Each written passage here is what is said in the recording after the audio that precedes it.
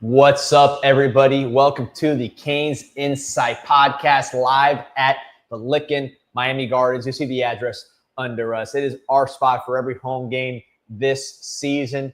Fired up, man. Starting to feel that game day vibe. And it's not going to be the biggest crowd, but I think it's going to be a hardcore crowd and a loud crowd to hopefully see this offense get back on track because it has been hard to watch the past few weeks. I'm here with Peter Ruiz. Pete, home sweet home, baby. I feel great right now. Of course, I feel great that it's game day, an opportunity to avenge last season against Syracuse, an opportunity to bounce back after that performance against SMU last week, an opportunity to get back on track, but most importantly, an opportunity for me to eat some grilled lamb chops here at the Licking Miami Gardens, 17647 Northwest 27th Avenue here, right down the street from the stadium, right down the street from Hard Rock Stadium. If you can't come check us out before the game, of course, you can always pick up food after as well. But excited for this game today, man. Excited to talk about it here, hang out with you guys. Pregame, we did something earlier in the morning as well. But this is a game that you can't lose, obviously, but you want them to go out there and cover and really handle business how they need to. No doubt. We're trying to get these games going here so we get a nice little watch along as it's, some interesting matchups, right? You got Penn State, Indiana. I know Mendoza just took a big time hit. BYU defense coming up strong against Texas Tech after a muff punt. That looks like a pretty good unit so far at least against Texas Tech's offense. And Iowa against Oregon. That's the upset alert of the day, I think. Iowa against Oregon. Oregon hasn't been playing very good football lately. They're a little beat up, got some injuries. Iowa, you know what they do. You kind of know how they get down. Let me help you find the game. There you go. You want the Indiana game is what you want? Let's check Oregon, Iowa. How about that? Okay. Let's check Oregon, Iowa, see how those boys are doing as we lick it here. Rob Dukes, appreciate you guys. I'm here to support you guys, the team. I will not waste my time watching. Well, I appreciate it, Rob, but you got to watch the game. It'll be a fun game, man. I guess we'll take what we can get there. Seriously, some good noon games here. Georgia against Mississippi State. I don't know what the exact thing we're cheering for, to be honest with you, Pete. As I think it's just kind of like chaos, I guess. Right. All right, let's see Indiana, Penn State. This could be an upset alert in Happy Valley. Penn State gave Ohio State a nice little run last week. Oh, Oregon, Iowa's at 3:30. We've been looking for a long time. Thanks to the chat. Shout out to 26. So, Pete, we're getting close to the game. Big picture. What do you want to see in this game? I know you expressed some doubt that we would cover. We have the way we have played the last Stanford. Look, Louisville, Stanford, 1.5 quarters, but that's enough to really be disappointing against a team like Stanford. And then SMU. I don't blame you in not expecting us to cover, but what do you want to see against Syracuse here? Score some points early in the first half. Yep. We referenced the Stanford first half, 7 points in the first half there. And then you had 10 points at halftime against SMU last week as well. So I want to see them have 20-plus points at halftime. That would be nice, right? Our good friend Steve Kim, who comes on with us every Thursday, talks about, he doesn't care to be balanced. He doesn't care to be – he wants to score points. That's and I'm kind of in the same boat right now. It's like the defense has done enough, I think, this season where you can count on that unit as a general strength of this team. And even if they're going to have – you look, for example, against Louisville, have a couple possessions there in the beginning of the game where Braum got them, but they rebounded and they got Miami back in the game and they gave that offense an opportunity to put some points on the board. It didn't happen. They did not protect the football. Nope. The defense has done enough. I want them to score some points. That's what I want to see in the first half of this game because they need to get off on a good start on the offensive side of the ball. I'm with you. And it'd be nice to score some points from a distance away from the end zone, right? Some explosive plays, a JoJo Trader continue. Some of the momentum you had before that drop, it's just a drop. He hasn't played a lot. I'm not going to kill him for it. We need him to perform. So hopefully he continues to get going. gets that deep passing game rocking and rolling. Obviously, this is an offense that does not have a ton of juice outside of Malachi Toney from a big play perspective. So you want to see some of those other receivers getting going. And then running back wise, Fletcher's out. We know what Marty Brown could do. I want to see Jordan Lyle find his footing. He's been tentative. It just hasn't looked right when he's been out there. There's no there's no, what's the phrase I'm looking for? There's no parachute. There's not like, this is his team right now, Jordan Lyle. Mark Fletcher is gone. So hopefully you get Mark Fletcher back sooner than later, but he is not there right now. So Jordan Lyle knows he has a chance to perform and opens up the door too for Gerard Pringle to do something. Because I think he, with his north-south running style, he's tougher than you think for his size, the speed. I'm not saying he's Isaac Brown, but the things you see Isaac Brown do for Louisville, Pringle's the one that's most similar to that, is an under 200-pound back that runs tougher than his size and, of course, can go all the way. Jeremiah Smith Jr. says, we will have at least 20 yards of penalties by halftime. I don't know about points. Go Canes, though. I hope it's only 20. Yeah. I hope it's only 20, Jeremiah. Yeah, I would say 6 is the magic number, right? So 6, you had 6 penalties against Notre Dame when you beat them. You had 6 penalties against Florida. That's not exact. That's not incredible. It's like middle of the pack, but I think you get to 6 penalties, you're going to be in good shape. I don't say it's the goal, but I'm saying that's like a benchmark I would put out here. Syracuse as a team, just looking at some of their stats before we get ready for the game. 116th nationally in points per game, 18.4 points per game. Obviously a big difference when you lose your starting quarterback in Steve Angeli, who was one of our favorites in the offseason, and I'm not surprised he was doing well for Syracuse, but got injured and kind of derailed that. Defensively, 104th in points allowed per game at 31.6. So they're in the hundreds in offense scoring. They're in the hundreds in offense. Defense, we can go through the efficiency stats. It's going to tell a similar story. In terms of their sack percentage, so how many sacks are they getting on their opponent's dropbacks? 105th. So the pass rush shouldn't necessarily be there. This is a team that, you're going to have a chance to make plays on. We went over the rushing yards per attempt last show. 5.0 yards allowed. That's also in the hundreds. I mean, again, you just chop off the Syracuse team, every single category, they're pretty much in the hundreds. You have to find your footing against this team. So if it's not now, when's it going to be? So we had our buddy Kirk from Duffy's saying, bullying Syracuse with our offensive line will not impress anyone. The offense needs to show they can mix it up, which is, I think, kind of what you were just saying. I wouldn't mind them bowling up a hole for a Jordan Lyle 60-yard touchdown or a Pringle 60-yard touchdown. I just think we need to be explosive. And Fletcher's out.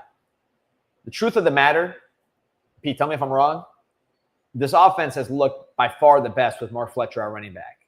There's a big difference when Fletcher's been in the tailback than the other two, as far as the ability for the offense to move the ball and stay on time. You saw that in the bigger games. Marty Brown did some very nice things to help you out. Very good football player. Situationally, Marty Brown's been awesome for you. But Fletcher's been the guy when our offense has played well.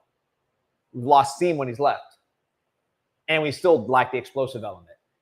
Him being gone is it's an opportunity for other guys to step up, but they also got to do it too. They have not done it to this point. Big opportunity for them. Jordan Lyle, I can't say his name enough because he is the guy that we got to watch. Bagging up, what do you say here? The money other team's stat rack has never seemed to matter when we play them. Our staff can't put together a scheme and calls that attack opponent's weakness. That's true, but listen, bagging up, here's what I'll say. Louisville and SMU actually do have highly ranked defenses. Now, I thought our talent differential versus the rest of the ACC with all the portal defections would kind of bring those stats down to size a little bit, but I was wrong. Those actually were good, well-coached for sure. With SMU, that's something that I noted earlier in the week. I said the D coordinator has been there since 2021. That's 4 years with, yes, way different now with the transfer portal, a lot of turnover year to year. But bottom line is, if you can instill that culture for 4 years on one side of the ball, it goes a long way. And don't misunderstand me. This was a team that Miami should have scored way more points against, over 30 and won. Do not misunderstand what I'm saying with that. I'm just saying that the stats do tell a story when it comes to these teams and how they're playing. And I think in this case, Syracuse, this is a team if you're not going to really blow up on offense in this game, it's going to be hard to happen. Great comment here from Kirk D. Let's see if you take some agreement with this. So Don Shula went to the Super Bowl with Larry Zonka, Jim Kick, and lost. Two powerful backs. He then realized he needed to put Mercury Morris Pringle in the rotation. They went back-to-back Super Bowls. Love it. Love it. Kirk. Love that one. Duffy's Kirk, man, with the I love it. I'm stealing it. That's a good one. Erase that so I can steal it and act like I made it up. But yeah, we need explosiveness in the running game. And here's one thing I'll say is nice pass by Mendoza, man. One thing I'll say, Jordan Lyle took the first snap against Notre Dame. So it's not like Miami came out there and said, hey, Jordan Lyle, you're too fast. We don't want to play you. I mean, he got hurt. He came back a little tentative, and it just hasn't worked yet. So I think Miami would love to get that explosive passing game going. I mean, you can't bench Fletcher when he's been your best tailback by far, but he's out. So sometimes injuries just naturally bring things to the table, remove the safety valve, and allow you to just play free in a way that's – you don't want injuries, but this is college football. This is football. This is the story of a season. We'll see if Jordan Lyle can respond. To me, yes, you're always watching Beck in these kind of games. You're going to watch JoJo Trader always, but Jordan Lyle is the one that I'm saying, man, let's see what he's got there. And then maybe, as you point out there, Kirk, it's Pringle. Because Pete, you coined it, man. Once you pop it, don't stop. The fun don't stop. Yeah, I think running backs, they need touches, obviously, to get more comfortable. He had limited touches earlier in the season, and I think this is a game that I think you can trust him, and might as well. And I would like to see him get it in the flow of the game, right? Not when they're up by 4 scores already. I want to see him get the ball late in the first quarter, earlier in the second quarter, when the game there's still some real fight to it, and you want to see him against their number one guys, right? Well. And he's gonna do the right thing in the passing game. Like, look, you obviously don't want to miss a block and Beck to get hurt, but you got to just only way you can see it. I would like to, see this something like that with the tight ends too, right? Because I think that a Luka Gilbert could be interesting, a Brock Schott could be interesting. So look at the other side of the ball. Why not Kellen Wiley? Get him in the mix a little bit more, right? I mean, there's other players on this team that I think it's time to just see what they've got now at this point in the season. 100%. I'm with you. And now the injuries are piling up a bit too, so you're going to have to start seeing. It forces it. And like you said, with Pringle is early. Yeah, look, do you worry about his pass blocking as a smaller freshman back? Any small freshman back, that's going to be a concern. But you better find out in this game where Beck can kind of protect himself a little bit versus a team with a better front seven that maybe you still want to play Pringle against, but he hasn't gotten those reps. Or someone gets hurt. Do it now. Caveman talks that Jordan Lyle is some of the worst balance as a running back. It's interesting because seeing him in practice, and if you watch his high school film, balance was always his strength. But you've talked about it, Pete. It just seems a little tentative. It doesn't seem like he's playing with a lot of confidence right now. Maybe he doesn't have it, right? You got to do it. But I've seen him at times break some tackles and keep his feet on runs that you would never think he'd be able to keep his feet on and make a big play. We haven't seen that yet. Can he get it going, or is someone else going to take it from him? So that to me is what we got to see. Let's get to some of these. Josh says, I like Pringle's vision and natural running style. I'd like to give him a few more turns and see what he can do. And I think that's the thing that's interesting about him. We talk about the speed. We saw it on his high school tape it was Armwood, right? He is a natural running back as well. He's not just, Chris Johnson, I think, is going to end up still being a really good player and doing some good things at SMU. But I think that's maybe he wasn't a natural back. He didn't have the same vision, same patience as some of these other guys. And I think Pringle is someone who does bring that to the table. No doubt about it. True back. He did return punts and kickoffs in high school. It shows he has some more ball skills than you think. I don't know how good he is as a receiver. I think he's capable, but it's not like necessarily been part of his game. He was a very heavy carry back at Armwood. Like you pointed out, he's a true back. So, we'll see which direction he goes. Schott, I don't know what happened to Schott. Yeah, I didn't see that on the injury report. So hope it's nothing too serious. Yeah, not good. But I want to shout out somebody who's serious about your landscape, and that is OrchidMan, ORCHID Man, South Florida's landscape artisans. They're your point guard. They're your quarterback when it comes to your landscape, commercial property, residential property. It doesn't matter. They will take care of you at OrchidMan, ORCHID Man, Florida.com. You saw him on the show. Hardcore Cane insider on the sideline. This is our guy, but also he'll be your guy when it comes to your landscape. manicure maintenance, tree stump grinding, fertilizing, all the dirty work. He will take care of that, be your point guard, as well as helping you with the choice of the plants and getting sure you got the right plant source, everything you need for your landscape to be spick and span, high-end, residential, commercial, doesn't matter. OrchidMan, ORCHID man, Florida.com. All right, P, let's see what we got here on these channels here. What do you think? What game are you thinking? Let me see what we got. Oh, there we go. Let's see Georgia, Mississippi State here. This is an interesting one. Georgia's offense has been really, really good. I think they did a nice job in the portal. Zechariah Branch has been a huge addition for them. Gunnar Stockton, I don't think he's that good of a player as far as, let me say it differently. I don't think he's that good of a talent, but he's playing well, so you can't hate on him. The guy is a good college player. As Texas Tech here battling with BYU 3-0. I'm impressed with what Georgia's been able to do offensively. Their defense is not Georgia at all. I think that's going to hurt them once they get to the playoffs.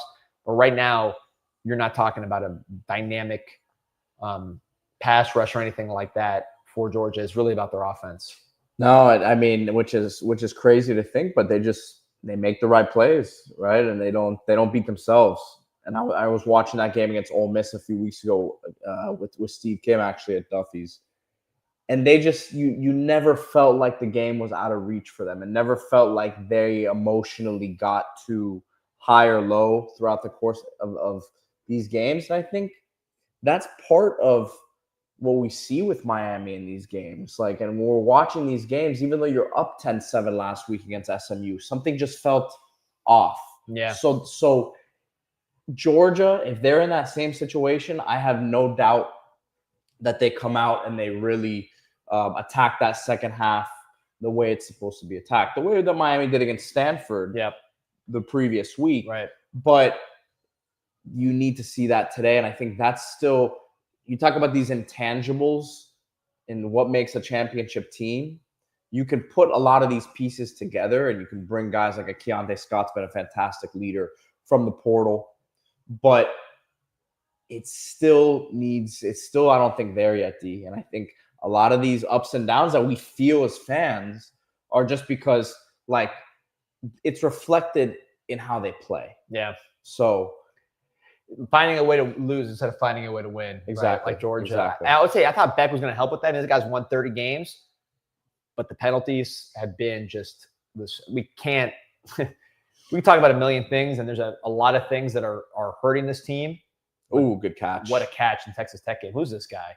But ultimately, the penalties are what's killing you. The penalties are what's killing you. I got to say, I'm not impressed with the Big 12. I think the ACC has better teams than the Big 12. I know it's not the perception nationally, but I could see some ACC teams going in this conference and lighting these teams up. Great catch, man. I mean, that's ACC defensive backs would pick that play off. They're just not that.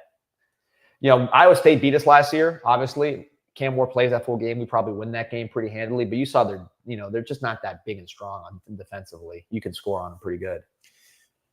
It's funny. We got Mario Cristo Goat has not changed his name or his picture because it is Mario isn't good enough to field a disciplined football team. Mario Cristo Goat, you got to change your name, brother. or stay true.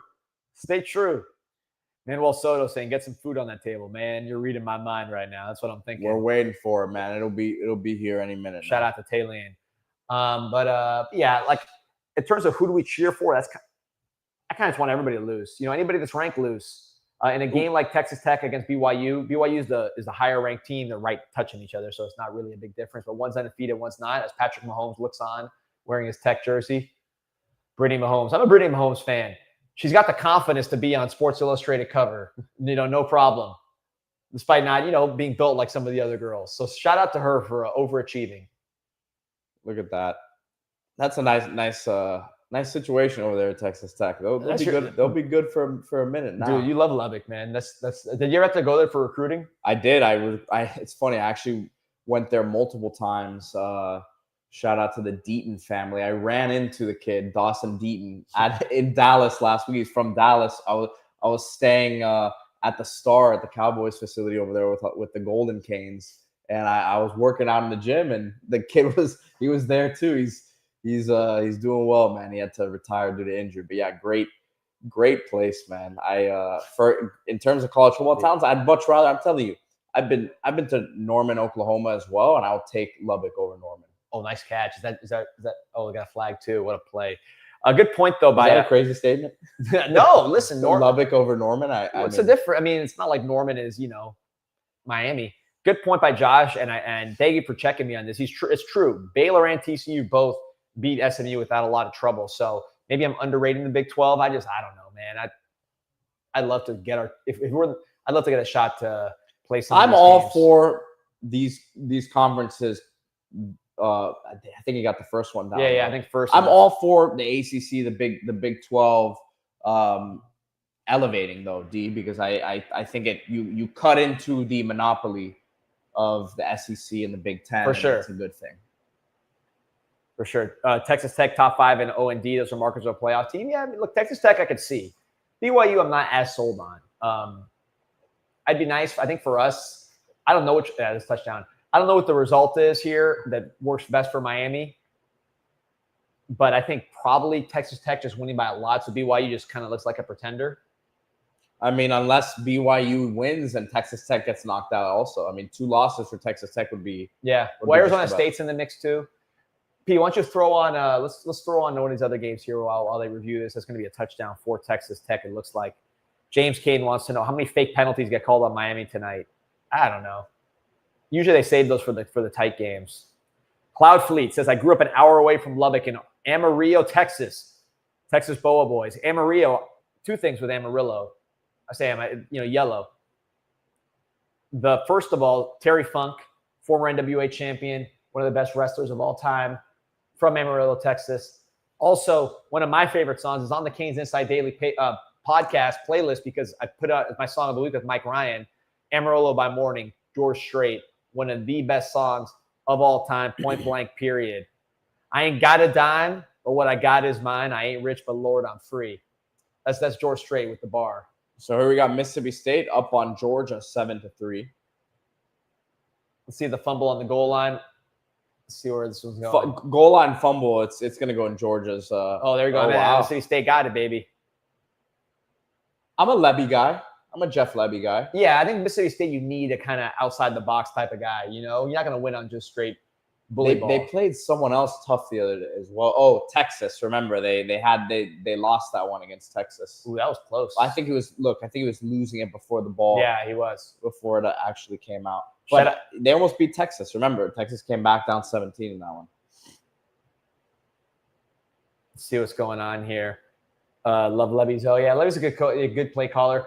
I wonder, it's interesting, Shapen's doing a nice job. I wonder if Cromanhawk's got anything to him.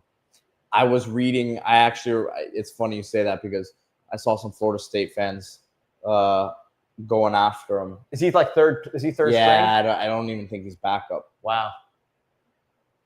That was too much of a projection, I guess. Safety switching to quarterback. Maybe that's a red flag if you're more of a safety than a quarterback until later in your career. Right? Yeah. I mean, look, it wouldn't have stopped us from being fans of his if he came out again. Yeah, no, but that's not a good sign. I thought they kind of stole one there, and they were going to have a 5-star quarterback to run this offense. Doesn't look like it. What do you anything from this Syracuse team that you're concerned about? D. Ricky Collins. I mean, oh, wow! There you got it. Got the call. I mean, they're one of the worst teams in the country. Look, I really looked high and low to find out how they could hurt us, and they're not good. So to me, it's more about Miami and not hurting ourselves with turnovers, with penalties, just uninspired poor play. That to me is the bigger question because just player for player, unit for unit, Syracuse is really low everywhere. I mean, point blank, that's where they're at. So, that was bad. All right, let's take a look at some of these rates. We had a big discussion, Pete, about the portal quarterbacks. That was a lot of reaction to the video on Sellers and Levin and some of the rumors that came out with Todd McShay and everybody. So I wanted to take a look here. And it's actually a pretty good mix when you look at portal versus non-portal. So as I look at it, Ohio State portal for young players. Look at the college football playoff rankings. Let's just pull them up here. Because I thought this was pretty interesting as I was going through. It's more even than I thought than it's been in recent years. You're getting more homegrown guys. So Ohio State portal, but a young portal. Indiana pure portal, Texas A&M homegrown, Alabama homegrown, Georgia homegrown. And those are not like elite quarterbacks, but those guys are getting the job done. Alabama, definitely an elite quarterback who developed slow. Ole Miss portal, BYU portal, Texas Tech homegrown, Oregon portal, Notre Dame homegrown, Texas homegrown, Oklahoma portal. You just kind of go down the line. Utah, Virginia, Louisville, Vanderbilt, Georgia Tech, Miami, USC, Iowa. Those are all portals in a row. Then Michigan with the high-priced starter. Missouri had a portal starter. Now Matt Zoller's the homegrown backup. Damon Williams, I believe that's homegrown. Pittsburgh, that freshman is homegrown. And Tennessee portal. So it's a nice mix. The Texas Tech kid, I don't think he's homegrown. No, I think he's a 4-star that they signed. It's funny because Texas Tech is such a portal factory that I think the quarterback actually is the guy that they signed. Cloud Fleet says, my grandpa used to watch Terry Funk and all of them around the farm towns like Hereford, having wrestling matches at ranches. That would have been a dream, man. Seeing Terry Funk in a ranch as Texas as it could be. Jesse's saying Texas Tech homegrown. Their roster definitely is, but I believe their quarterback was a 4-star signee, believe it or not. Everything around him is portal, but he actually – now, look, Texas Tech tried to get Beck. They tried to get Ewers. They were calling on kids, but they got a pretty good one. I love Bear Bachmeier at BYU. Zach saying, isn't he a true freshman? Yes, but he and Sam are the same. So they were guys that their coaches left, and then they left. So Sayan, I believe, signed with Alabama, was with Alabama in the spring, and then Saban left, and he went to but Bachmeier didn't step foot at Stanford. But how he signed with Stanford, and because the coach left later. No, actually, you're right. Yeah, he enrolled. Enrolled early. Yeah, he's a portal guy. Bachmeier's portal. Yeah. It's a unique portal. Again, somewhat similar to a Sayan where the coach leaves later, so they're already at the school, and then they leave, and then they're basically redshirt freshmen. But that was, so he played. He won the job fast at BYU, but he's actually a portal guy. Which makes you wonder, I mean, are there any situations like that Miami could look at after this year? 100%. Keelan Russell? That's the one that keeps jumping out at me. Ty Simpson should come back, I think, just because you need – like, Ty Simpson can go pro and get picked pretty high. They did a story, and I'll pull it up here. Pete Thamel did a story on the top quarterbacks. You would have liked to see Beck. And they fumbled. This is just what Georgia does. It's what they do, man. Or are they calling him down? They might be calling him down. I think he fumbled it, though. It looked like a fumble. So, yeah, Oregon's got some serious injuries. DeCorian Moore is potentially out. Oh. McCline, they got the fumble. Yeah, it's fumble for sure. So here, this was interesting. So here are the votes on the quarterback. So they polled scouts and execs on the top quarterbacks for ESPN. Beck was on the earlier list on September 20th. Now the updated list, he's not on it. So top quarterback, Fernando Mendoza got 13 votes. Dante Moore gets 6. Ty Simpson gets 3. I don't think the latter two necessarily are locks to go. Even though they would probably go pretty high, it's because they haven't played a lot. Mostly quarterbacks who struggle early in the NFL or struggle in the NFL haven't gotten a lot of reps. The guys that have more reps do have more success. So I can see those guys going back.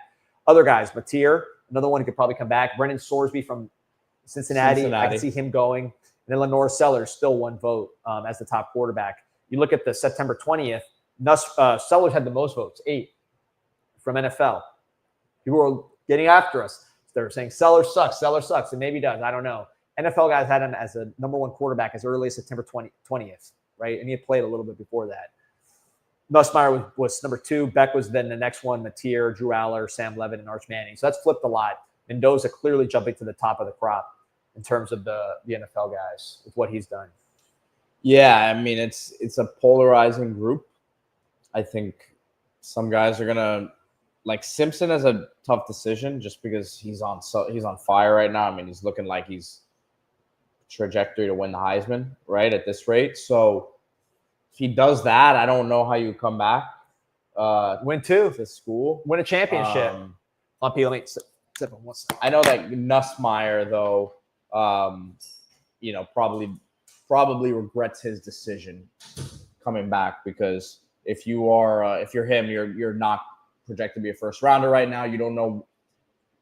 Maybe does he have another year eligibility? He could come back another year now and make some NIL money, maybe somewhere else outside of LSU. But he probably regrets that decision. If he left last year while the iron was hot, he'd be a first-round pick, probably a top 10 pick. So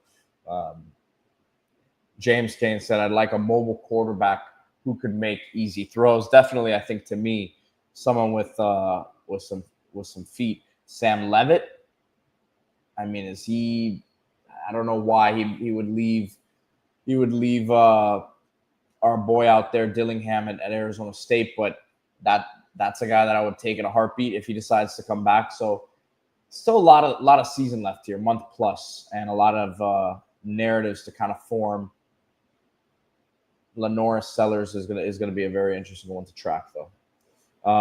Let's see what else we got here. Laz says Simpson's much better than Moore. Yeah, at this point, I think he's more polished than Moore, and neither of them have played all that much football, so that is interesting to think about it that way. But Moore, I think, as he continues to play, that arm talent will come. Here we go. So we're starting to get some food here. Taylene got the fried broccoli there. Thank you, Taylene. Appreciate that. And just like that, D scampered out of here in a hurry, scurried out of here, and right on time. He saw the broccoli was back, so he knew he had to get back as well. Right on time. There you go, my guy Nick West. A lot of season left. That's right. I saw Nick West up there looking, man. He knew what time it was.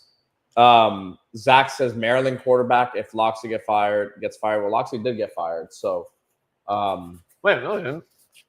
Did he not? I thought he did. Maybe that was fake news. Oh, it was good fake news. I got tricked by it too. Good fake news then, man. Yeah, sorry about that. I mean, he's probably gonna get fired. He is a heck of a player. Oh, here we go. Black Raider Steel. Butch Davis is the best coach Miami has had because he comes from the coaching tree of a god. Mario Cristobal is the mystic of being hired by Saban after becoming a grad assistant under Butch Davis. That'd be nice to have that kind of success like what Butch Davis had. I mean, but look, that's who everyone compared him to when he came in, right? Yeah.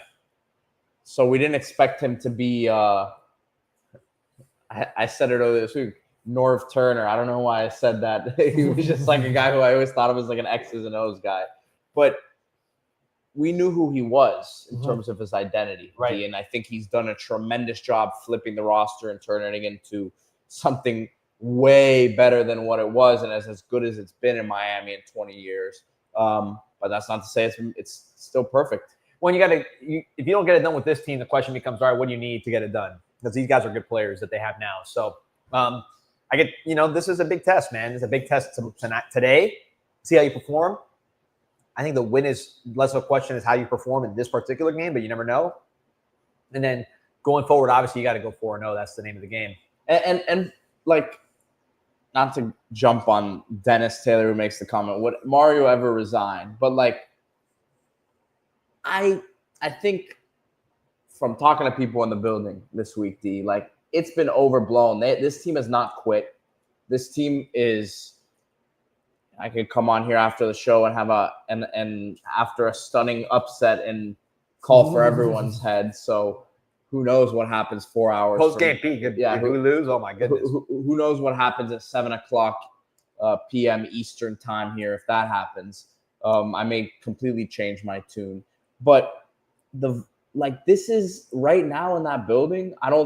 This is not like the old days where you lost the Florida State game and everything, in the golden era, that was really, really bad. That seemed to happen every year. You lose the Florida State game and the season will go down the drain. Mm-hmm. This team is still together. You have some injuries, but guys, there's a lot of guys who are excited to have more opportunities now this week. Some of these young guys who haven't played as much. JoJo Trader, for example, has to have some confidence coming off of last week and knowing you have two receivers out that are normally in front of you in a Tony Johnson and a CJ Daniels. You're going to continue to get opportunities. Josh Moore, another one. Dalen Upshaw, another one. So guys are itching to get out there. And like my reason for saying all that is it's not bad inside that building right now. Things are healthy. They've got to go out and win these 4 games. Well, man, D is making all types of noises right now. I'm probably gross on the mic right now. Elias Williams, great catch for Georgia to set up there with touchdown after the fumble. Guys, remember, we're live at the Licking Miami Gardens, 17647 Northwest 27th Ave, Miami Gardens, Florida, right down the street from Hard Rock Stadium. Yeah, look, it's true. He's what one MG is saying. They gave up on that last drive in overtime. No question. I think they were just frustrated. But I've seen, maybe it's degrees. We've seen so much quitting over the past 20 years. This defense is going to give you a chance to win. I don't see them. The issues under Cristobal, obviously offensive identity and just putting up enough points this year, explosive plays, penalties all the years, not hiring the right guys sometimes, and then, of course, the most obvious game day issues, the Georgia Tech blunder, et cetera. There's been the issues under Cristobal, losing as double-digit favorites. Effort, I don't think, has been the issue. There are other issues, but I don't think effort and toughness have been the issue with this team. We've seen it with other Hurricane teams in the past 20 years. I think there's more about just discipline, the penalties, and the game day, that was just the player side, and then the coaching side, not giving away games with poor game day management. It's more on that side to me than the effort with this team. I'm going to pull up the scores here, D. I think that would be the most effective. Yeah, and there it is. The poll you were talking about earlier is number 3 headline on ESPN right now, with Mendoza being the top vote getter. Beck was there and he dropped, so that's not a good sign. We said it yesterday, but I'll say it again, man. That Columbus cartel works hard, man. They got NFL GMs hard, man. They're working the NFL scouts now. Golly. This Georgia defense really has taken a step back, man. That's Georgia, a team that I'd love to, if we can get in there, I'd love to play Georgia. I think they're vulnerable this year. Yeah, certainly. We saw how Florida played them last week, too. Really, you could argue they should have won that game. God, how frustrating! How frustrated would you be if you're a Florida fan seeing what they have on their offense? We're upset right now on our offense, but they've got some weapons on that offense, man. They got less yards than Bethune against us. Yeah, they've improved since then a little bit, but I know a coaching search. Dude, I'm glad. Listen, we can be very frustrated with a couple of these weeks here, D. But I don't want to be Florida, and I don't want to be Florida State. Those are embarrassments of a different nature. 100%. We saw that firsthand. They also don't have the licking in those places, so I definitely don't want to be that. Nick West says, I have 99 vibes. It's funny because I've been a Canes fan for a long time, and Nick knows because he's probably seen the same thing. Every time our team's doing bad, people say, this is 99, we're going to go on a streak to end it and get the vibes right.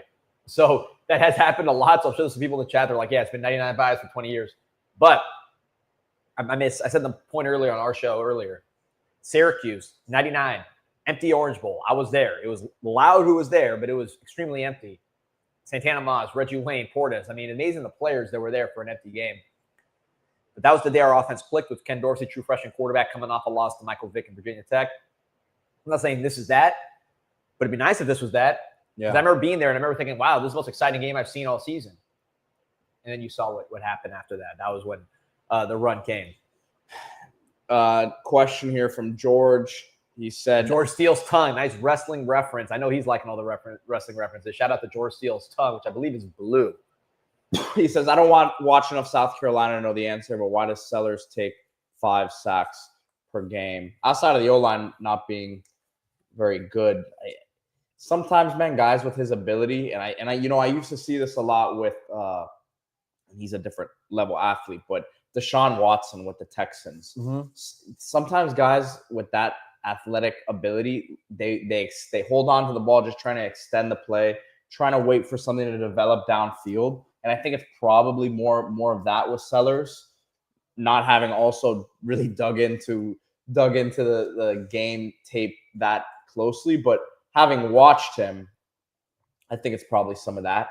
Yeah, that's a good point. I'll just use an example from the Miami side. So I was pretty consistent that I expected a major step down from Ward, even as a Beck fan, just because I thought Ward was that special. We were the number 1 offense by far in every category. He was probably the best quarterback I've ever seen in Miami. So Ward's the man.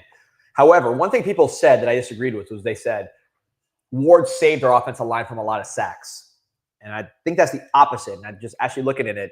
Miami this year, 5th in sack percentage nationally, meaning the best.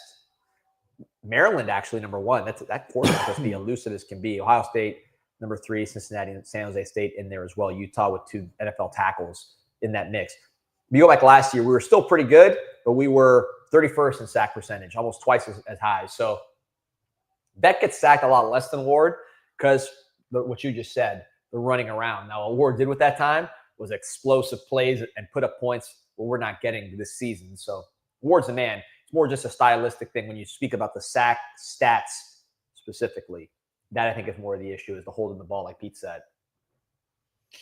Sway Jam asking about my Masters hat. I did not go, man. I had a buddy of mine. Shout out to Kevin Baker who got me this hat a few years ago. He got me a couple things out there, man. So I'm very, very appreciative of that. I said I can't wear any orange today. We got the Syracuse is too, the orange is too loud there. So I said let me offset that with some more green today. Primetime Rainbow, come on, man. Head up. I really don't feel like we're losing this game. No. We'll lose this game by playing bad. Meaning, like, if we play bad and beat these guys, it'll feel like a loss. Right. I mean, I would say if they actually lose this game, this would be the biggest disaster. This would be a bigger disaster than Middle Tennessee State lost. Oh, hands down. Like, it'd be hot. No, this would be that would be absolute disaster. I'd be shocked. I'd be shocked. Yeah.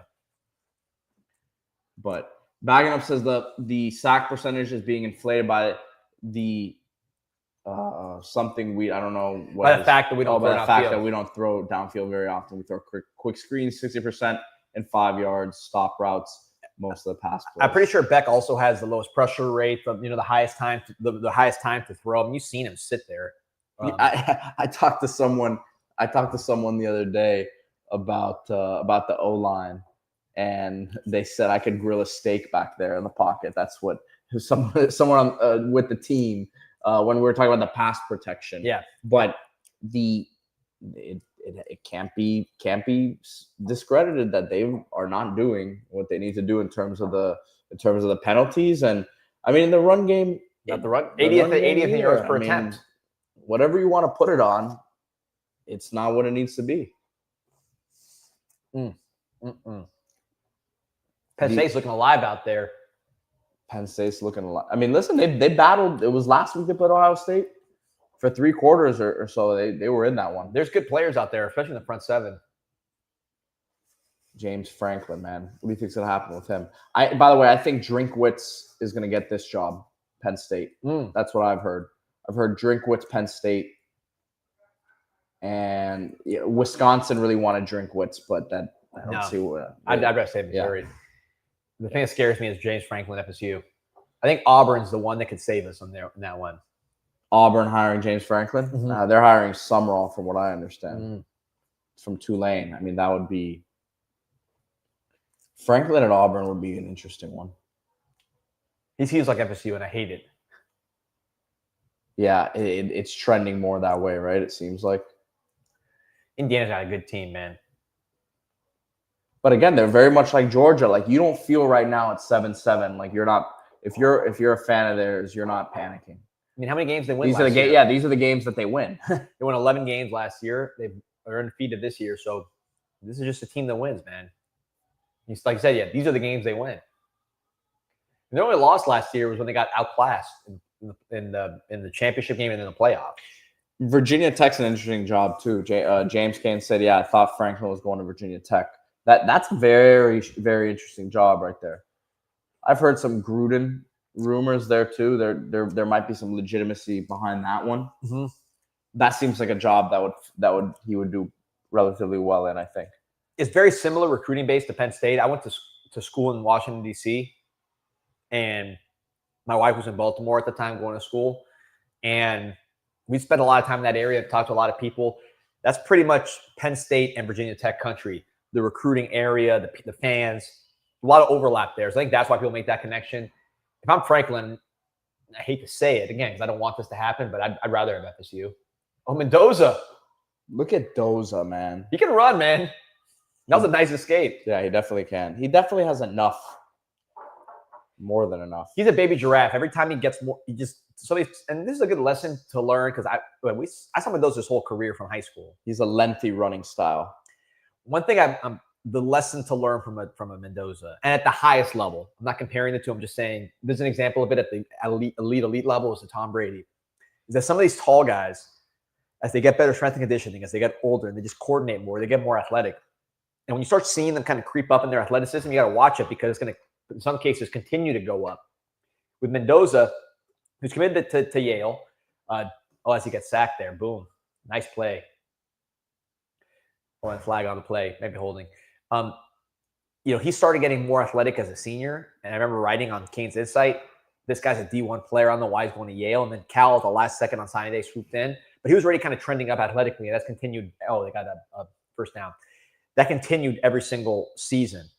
So sometimes these tall guys, if you're just looking at scouting some of these guys out of high school, the really 6'5 plus guys that are trending up athletically, keep an eye on them because they can, as long as they have a minimum level of athleticism, and then of course the arm and the IQ and all that other stuff, sometimes they'll build up. Brady's like the highest end of it because he was like the best ever, and he got more athletic and stronger really until he was 45.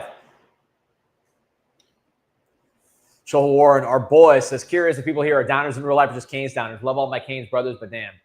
I think the problem, Joel, is that people care so much about it. It seeps into the Canes success or struggles seeps into our personal lives sometimes, unfortunately. I mean, I've been down. I've been putting myself up for the show. I've been down too, man. This has been tough, dude. This is a tough loss. Tough performance, disappointing, disheartening, because this is a team that's got to win. If you don't win with this team, you're not going to have Ruben Bain every year. And unfortunately for me, B, people ask me why I don't go to the game sometimes. Like, it was a painful reminder of I had a great time on the trip. Man, those games when you lose in person, it's really. We've seen a lot of those. I've seen, dude. Man, I travel almost every year, every other year to away games, and my success rate has not been good, man. That USF game last year broke the streak, but before that, it was like 09 FSU. Pete, this is for you right here from Nick Watson. Read that one. That one's for you.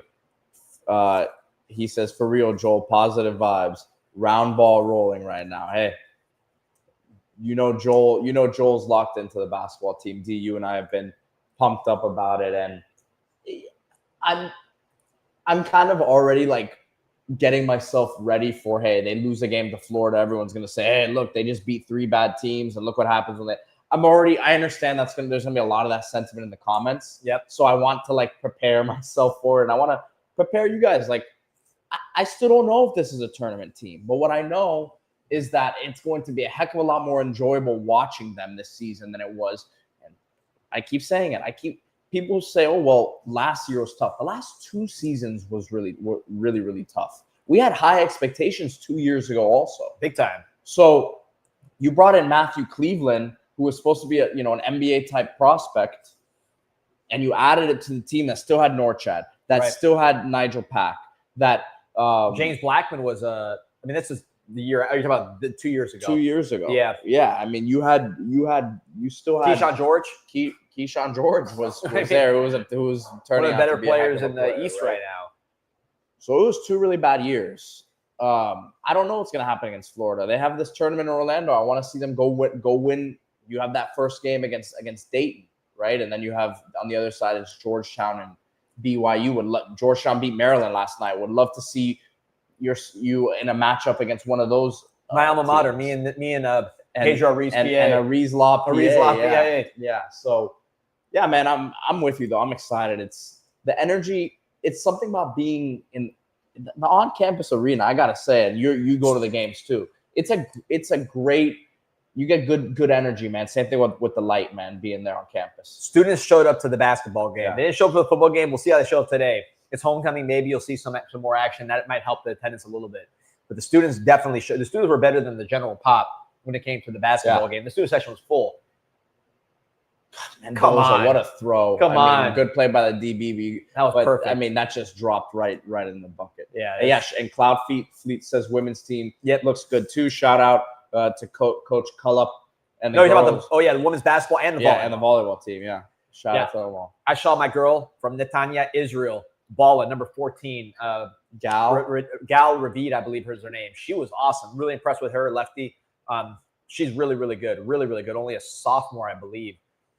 She's got multiple years of eligibility left. And then the volleyball, I'm going to check them out this week, man. Joel Warren says just looks half that empty from TV angles. Yeah, I mean, look, it's early season games. You're not gonna see a real pop until ACC play. But the students are on behind the basket. Yeah, so. behind the basket, so you won't really see the you won't really see it.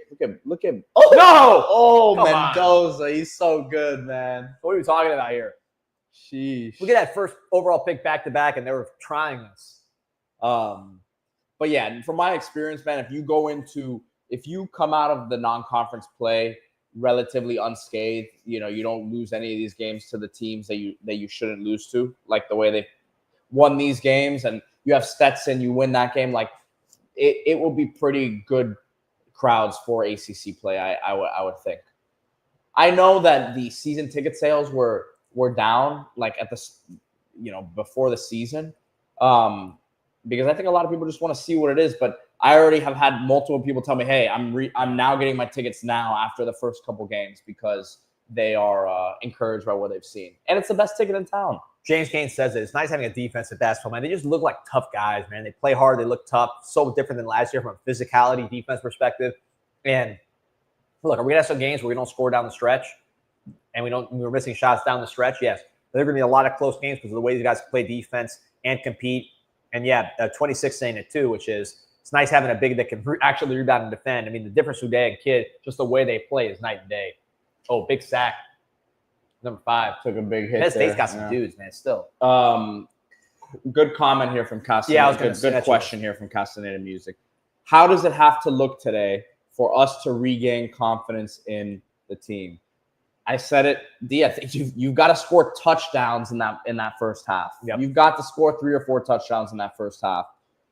You've got to clean the penalties up. What that looks like, I don't know if there's like a certain number to it, but it's got to be way better. It's got to be early, like you said. And I think you want to see, like we saw against USF, some of the young guys get involved because that's when you know that you're on the right track there. I'm with you 100%. Score, you got to do it early. You got to early.